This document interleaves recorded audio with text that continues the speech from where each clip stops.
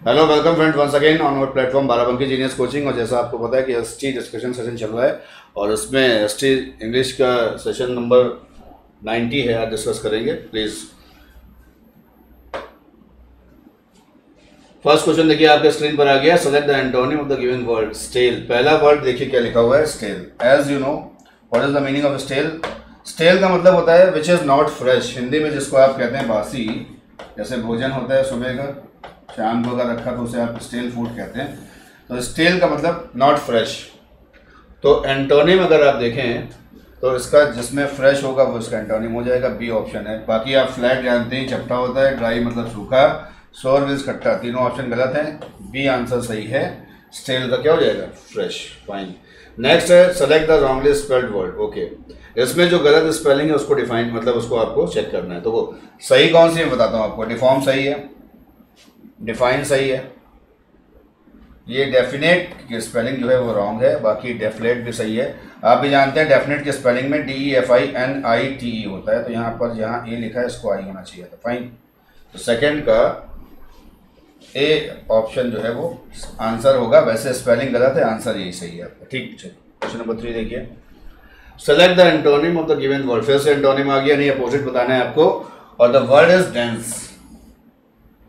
Dense का मतलब होता है घना या जो भी डेंसली पॉपुलेटेड एरियाज होते हैं, या डेंस थिक होता है। तो थिक तो इसका हो जाएगा सिनोनिम। थिक सिनोनिम है, कंडेंस सिनोनिम है, ओपेक।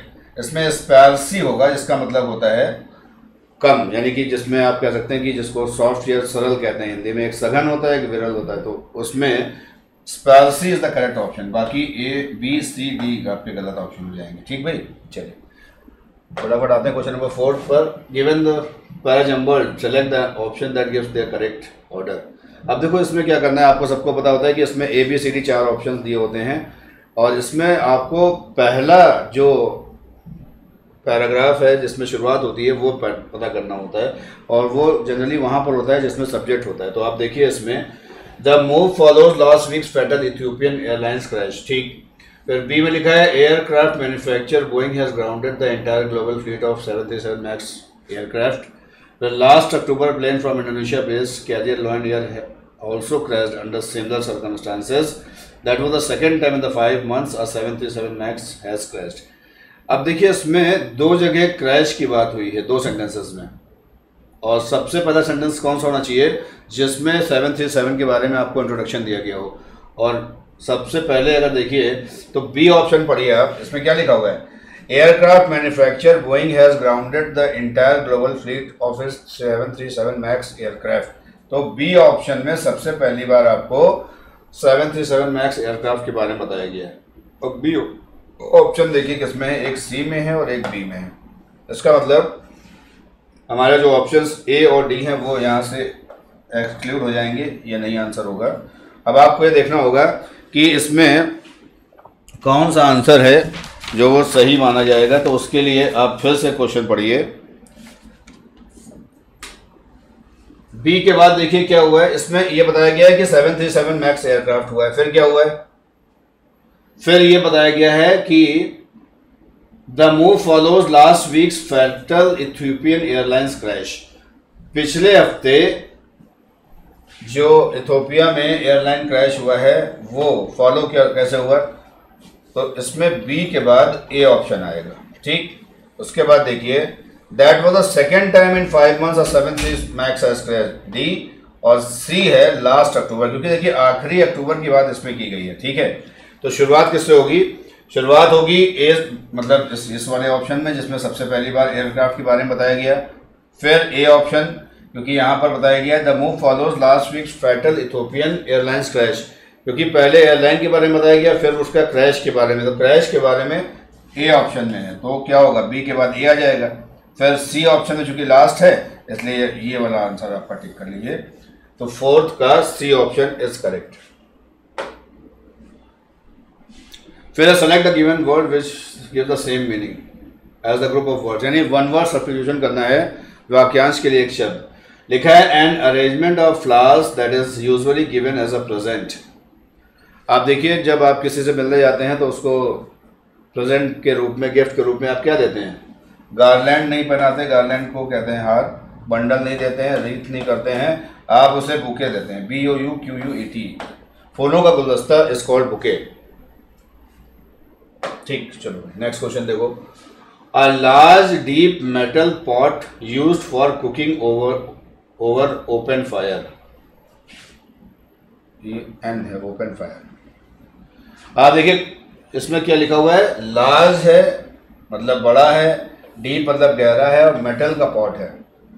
तो ऐसा मेटल का पॉट जो लार्ज हो, डीप हो और मेटल का, उसे क्या कहते हैं, और इसका यूज़ किया जाता है कुकिंग, पकाने के लिए। बैरल नहीं होगा, स्केलेट नहीं होगा, केटल तो छोटी होती है, कॉल्ड्रन होता है। कॉल्ड्रन को हिंदी में कढ़ाई कहते हैं, पता है आपको। Cauldron is the answer of this question. Fine, चलिए क्वेश्चन नंबर 6 के बाद 7 पे आते हैं फटाक से। इसमें क्या करना है, active form of the given sentence. Okay, passive voice दिया है, इसका एक्टिव बनाना है, बड़ा आसान है। देखिए one of the passengers was के साथ यहाँ क्या लिखा है, बीइंग। वॉज के साथ बीइंग का मतलब इसका जो एक्टिव वॉइस होगा उसमें पास्ट कॉन्टिन्यूअस टेंस का यूज किया गया होगा। अब कितने सेंटेंस ऐसे हैं जिसमें पास्ट कॉन्टिन्यूअस है, देखते हैं। हैव बीन है, नहीं होगा, क्रॉस कर दीजिए। बी ऑप्शन में देखिए, चेक्ड है यानी कि वर्ब की सेकेंड फॉर्म है, ये भी नहीं होगा इसमें। फिर one of the passengers was thoroughly checking the custom officers, या the custom officers were thoroughly checking one of the passengers.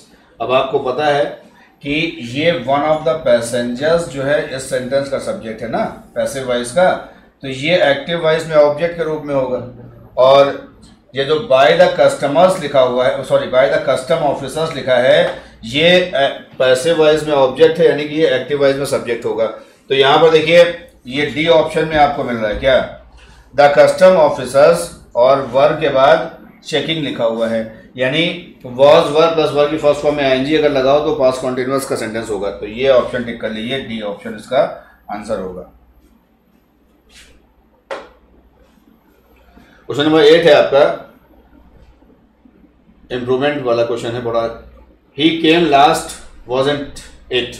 Question tag बनाना है आपको इसमें। क्वेश्चन टैग, जैसा आपको पता है कि क्वेश्चन टैग बनाने के लिए आपके पास दो चीज़ें होनी चाहिए क्या, एक तो जिस सेंटेंस का वो सेंटेंस है उसकी हेल्पिंग वर्ब के साथ नॉट लगाना है, और फिर प्रोनाउन लिखा जाता है और क्वेश्चन मार्क। तो ये पोर्शन जो बनाते हैं आप, इसे ही कहते हैं क्वेश्चन टैग, सही है। अब सेंटेंस आपने पढ़ा, लिखा है ही केम लास्ट वीक। अब केम आपको पता होना चाहिए, केम वो जो हो वर्ब की कौन सी फॉर्म है, सेकेंड फॉर्म, सही है। और वर्ब की सेकेंड फॉर्म का मतलब ये टेंस कौन सा हुआ, पास्ट का इंडेफिनिट। और पास्ट इंडेफिनिट की हेल्पिंग वर्ब क्या होती है, आप सबको पता है, डिड। और डिड हेल्पिंग वर्ब हो गई। अब देख लीजिए इसमें कौन सा ऑप्शन है, क्योंकि ये सेंटेंस अफर्मेटिव है तो इसका क्वेश्चन टैग में नॉट आएगा, तो ये didn't he is the correct option. देखो डिड ही दे रखा था लेकिन ये नहीं होगा, इजंट इट का कोई मतलब ही नहीं है, नो इम्प्रूवमेंट छोड़ दिए। तो यहाँ पर डिडंट ही करिएगा, बिकॉज ये सेंटेंस पास्ट इंडेफिनिट का है, उसकी हेल्पिंग वर्ब डिड होती है, जिस वजह से डिडंट ही इसका क्वेश्चन टैग बनेगा। ठीक भाई, चलिए।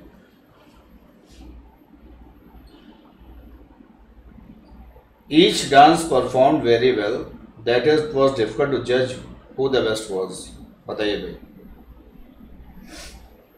Each dance performed very well, ये वेरी की बजाय इस सेंटेंस में देखिए ऑप्शन मिलेगा आपको सो, इसको टिक कर लिएगा, आंसर हो जाएगा आपका कि each dance performed so well that it was difficult to जज who the best was. Now question number 10, grammatical error देखना है। She forgot lock the door when she went out in a hurry. देखिए in a Hari phrase होता है, बिल्कुल सही है। The door when she went out, she forgot lock. अब देखो फॉरगॉट और लॉक ये दो वर्ब हैं, नहीं समझे। तो अब आपको पता होना चाहिए कि जब दो वर्ब कुछ कंबाइन करते हैं तो वहां पर एक कंजंक्शन यूज करेंगे तभी तो हो पाएगा, अदरवाइज कैसे कर पाएंगे आप। शी फॉरगॉट, और फॉरगॉट के बाद ये जो लॉक है इसमें आईएनजी का फॉर्म यूज करते हैं। She forgot locking the door, याद रखिएगा। फॉरगेट फर्स्ट फॉर्म होती है और यहाँ पर हमने यूज किया forgot. After forgot we use didn't form of the verb, verb की फर्स्ट फॉर्म प्लस आएगी। तो इसका जो करेक्ट ऑप्शन होगा she forgot locking the door when she went out in a hurry. तो आंसर आपका ए सी डी नहीं होगा, बी होगा। चलो फटाक से आते हैं नेक्स्ट क्वेश्चन पर। In select the most appropriate word, fill in the blank. लिखा है in the wake of the recent cross border tensions forces have been dash at the strategic location for immediate action if required.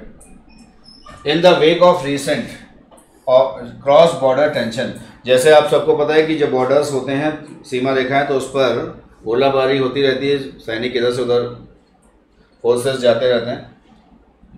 Forces FORCES have been. तो क्या करना होता है जब एक देश की सीमा में दूसरे देश के सैनिक आते हैं या घुसपैठ करते हैं, तो वहाँ पर हम लोग क्या करते हैं, स्ट्रेटेजिक लोकेशंस बनाते हैं, यानी कि रणनीति बनाते हैं। और रणनीति के तहत जो हमारे सोल्जर्स होते हैं उनको क्या किया जाता है, डिपॉजिट नहीं करते हैं भाई, जमा नहीं करेंगे। डिपॉजिटेड मतलब विदाई, ये भी नहीं होगा। डिपोर्ट दूसरी जगह ले जाना नहीं, डिप्लॉय किया जाता है। डिप्लॉय का मतलब होता है सैनिकों को उनके सही स्थान पर नियुक्त करना। जैसे आपने एम्प्लॉय सुना होगा, कंपनी में एम्प्लॉयमेंट दिया जाता है, सेना में डिप्लॉय किया जाता है।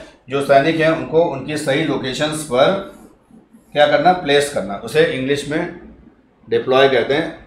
और ये एक स्ट्रेटेजिक प्लानिंग के तहत होता है आपका। इन द पिंक, ये एक इडियम है जिसका आपको मीनिंग बताना है, ठीक है।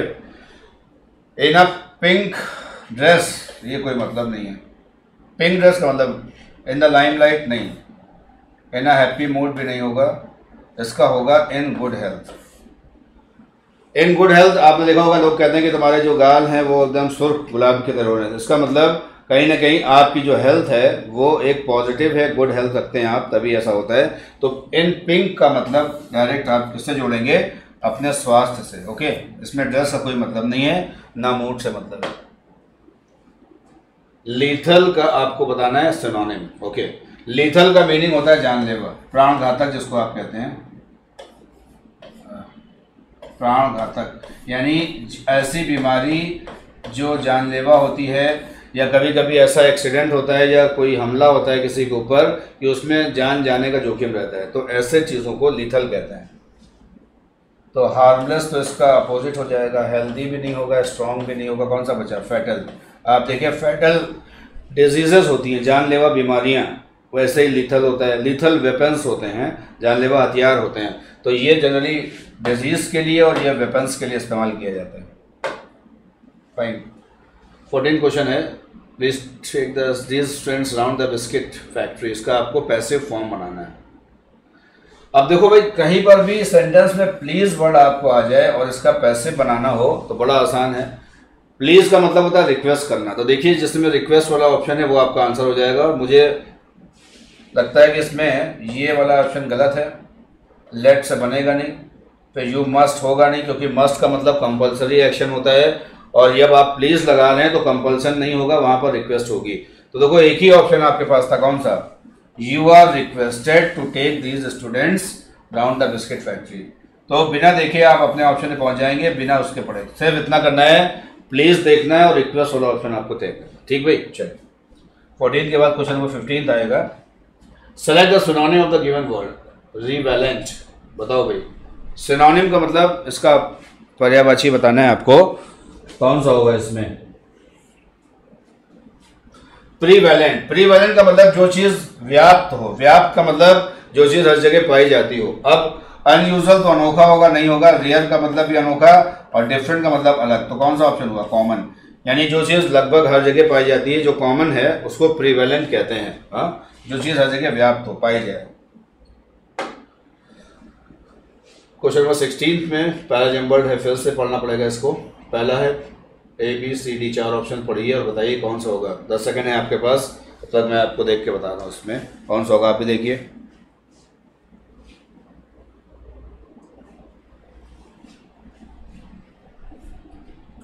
देखिए इस तरह के पैराजम्बर्स करने का एक जो बेसिक रूल है वो ये है कि आपको चारों सेंटेंसेस पार्ट्स में उस पार्ट को ढूंढना चाहिए जिसमें सब्जेक्ट दिया गया हो। हाउएवर से स्टार्ट ना करिएगा। डॉग्स हो सकता है पढ़ने के बाद पता चलेगा कि dogs are great companions and provide a healthy excuse to go for a walk and get a bit of exercise. It once seemed common sense to believe that having and walking a dog was good for older people. और फिर लिखा है, a report published in an American medical journal says injuries among seniors related to dog walking are becoming increasingly prevalent. देखो भाई, बताओ इसमें क्या होगा, क्योंकि थोड़ा सा पहला जंबल में आपको ये देखना पड़ेगा कि इसमें कौन सा ऑप्शन होगा जो उसके बाद आना चाहिए। देखो भाई, इसमें अगर आप देखें तो इसमें जो सी ऑप्शन है, इसमें सबसे पहली बार ये बताया गया है it one seemed common sense. ये कॉमन सेंस की बात है, टू बिलीव दैट, कि हम इस बात पे यकीन करते हैं क्या, having and walking a dog, यानी आप वॉक करें और अपने साथ एक डॉग को रखें, गुड फॉर ओल्डर पीपल, ऐसा करना जो बुजुर्ग लोग होते हैं उनके लिए अच्छा माना जाता था। सही है। अब ये इस सेंटेंस में आप जो कह सकते हैं कि पहला सेंटेंस हो सकता है इस पैराग्राफ का। अब इसके बाद आप आइए बी पर, लिखा है dogs are great companions and provide a healthy excuse to go for a walk and get a bit of exercise. पहली बार यहाँ पर बताया गया कि बुजुर्ग लोगों को अपने साथ डॉग रखना चाहिए, ये उनके लिए अच्छा होता है। और क्यों अच्छा होता है ये इसमें बताया कि for a walk and get a bit of exercise, क्योंकि जब डॉग होता है आपके साथ तो जब आप उसको साथ लेकर टहलते हैं तो वो आगे पीछे दौड़ता भागता है, तो कहीं ना कहीं आप भी एक्सरसाइज के लिए थोड़ा सा तैयार हो जाते हैं। तो सी के बाद बी, ऐसा ऑप्शन देखिए सिर्फ इसमें बी पार्ट में। उसके बाद ए और डी आप मिला के देखिए। तरीका ये होता है कि जब आप पहला सेंटेंस देख लें और लास्ट वाला जो होता है उसको भी आप मैच करके देख लें, क्या वो दोनों एक दूसरे के इक्विवेलेंट हैं। अगर ऐसा होता है तो फिर आपका आंसर है वो सही होगा। अब डी ऑप्शन में क्या रखा है, A report published in an American medical journal says injuries among seniors related to dog walking are becoming increasingly prevalent. तो डी ऑप्शन सही है, क्योंकि कुल मिलाकर ये जो तीनों बातें कही गई हैं उसको वो जो अमेरिका का जर्नल जिसको आप पत्रिका कहते हैं उसने पब्लिश करी है। तो this is the correct option, B option tick करिएगा, C B A D. Next देखिए, इसमें फिल इन द ब्लैंक्स करना है आपको। Talgo, a Spanish company, is one of the major dash of the intercity standard and high-speed passenger trains. Company का नाम है Talgo, जो स्पेनिश कंपनी है, और वो क्या है, one of the major, creators नहीं हो पाए, क्रिएटर्स रचयिता होता है वो नहीं होगा, बिल्डर्स जो मकान बनाते हैं, कंस्ट्रक्टर्स भी नहीं होगा जो पुल बनाते हैं, इसमें वो बना रहे हैं पैसेंजर ट्रेन, तो वो मैन्युफैक्चरर्स कहलाएंगे। फाइन, तो 17 का A option is correct. Sir the most appropriate meaning of the given ADM, lock stock and barrel. बड़ा आसान है, लॉक ताला, स्टॉक जो आपका सामान है, और बैरल जो भी रखा है, यानी लॉक स्टॉक और बैरल, इसका मतलब होता है कंप्लीटली, पूरी तरीके से। आप किसी को अपने घर का ताला, चाबी और सब सामान सबूत सौंप के जाते हैं तो आप कहते हैं लॉक स्टॉक एंड बैरल। ठीक, तो इसका मतलब इमीडिएटली मतलब तुरंत नहीं होगा, पार्टली आंशिक होगा, रेयरली कभी कभार नहीं। तो करेक्ट आंसर इसका होगा डी।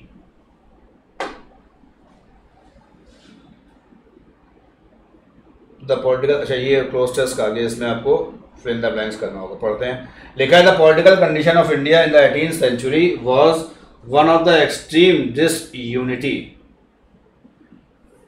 आगे पढ़ते हैं, the decline of the Mughal empire, यानी कि मुगल साम्राज्य के पतन में तो सबसे ज़्यादा जो 18वीं शताब्दी में थी वो क्या चीज़ थी, एक्सट्रीम डिसयूनिटी। देखो यूनिटी का उल्टा है इसमें, यानी अगर एकता होती तो अंग्रेज शासन चाहे मुगल एम्पायर धीरे खत्म नहीं होता, लेकिन वहाँ पर थी डिसयूनिटी, किसमें, इन द डिक्लाइन ऑफ। तो यहाँ पर देखिए ऑप्शन बी टिक करिएगा, in the decline of the Mughal empire, यानी कि मुगल साम्राज्य के पतन में के लिए यहाँ पर इन आएगा। फाइन, नेक्स्ट क्वेश्चन,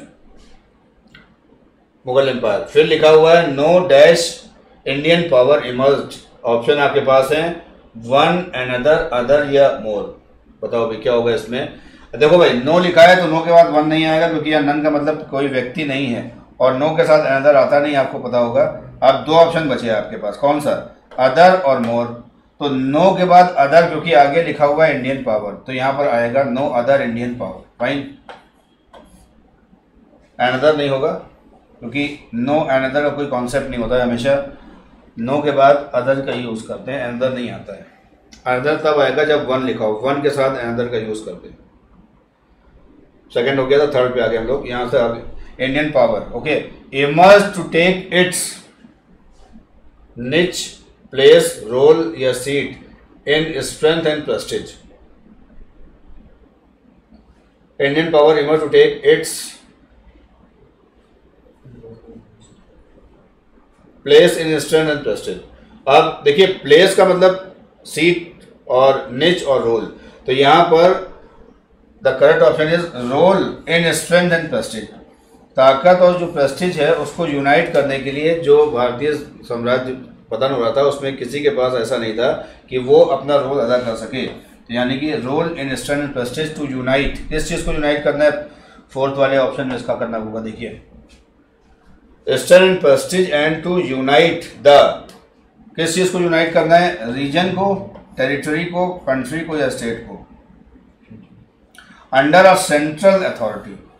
मतलब कोई ऐसा राजा या कोई ऐसा नवाब उस समय नहीं था जो जितने भी स्टेट्स थे उसको एक करके एक सेंट्रल अथॉरिटी के अंदर उसको क्या करे, एकीकृत कर ले। तो यहाँ पर रीजन ना करके आप कंट्री ऑप्शन टिक करिएगा तो आंसर आपका सही हो जाएगा। तो फोर्थ का इसमें सी ऑप्शन होगा, कंट्री वाला, ठीक। ओके, उसके बाद देखिए द मराठाज हु रोज। अब देखिए आपको ही पता होगा, हिस्ट्री पढ़िए, तो मराठाओं ने शुरुआत की थी इसकी, इस काम की। द मराठाज हु रोज, रोज के बाद हमेशा टू आता है, ये प्रीपोजिशन का क्वेश्चन, इसको आपको याद करना पड़ेगा। राइस के साथ टू आता है और राइस के बाद टू लिखा होगा, और देखिए आपका लिखा होगा rose to the, sorry, the Marathas who rose to the not proved capable of fulfilling that task, ये इसमें एक्स्ट्रा है, टास्क होगा। मराठाओं ने कोशिश की थी लेकिन वो भी पूरी तरीके से सफल नहीं हो पाए थे। Pre eminence among the new Indian states did not prove capable of fulfilling that task, ठीक। चलो भाई, क्वेश्चन नंबर 23, दो क्वेश्चन और है। Select the wrongly spelled word, इसमें कौन सा वर्ड है जो गलत है। देखो भाई, नोटिफिकेशन सही लिखा है, नेसेसिटी भी सही है, नेग्लिजेंस भी सही है, नेगोशिएशन में सी नहीं होता, यहाँ टी आया, नेगोशिएशन, ठीक। Last of today, Lodhi Colony in Delhi is very different from the other places in the city that is crowded and noisy. ना बताइए, इसमें A B C D 4 options हैं। Lodhi Colony in Delhi is very different from other places in Delhi, किसमें होगा, कौन सा होगा, जल्दी बताओ भाई फटाफट। इसमें जो आपका आंसर है वो डी है, that is crowded and noisy. ये जो एंड नॉइजी है यहाँ पर गलत लिखा।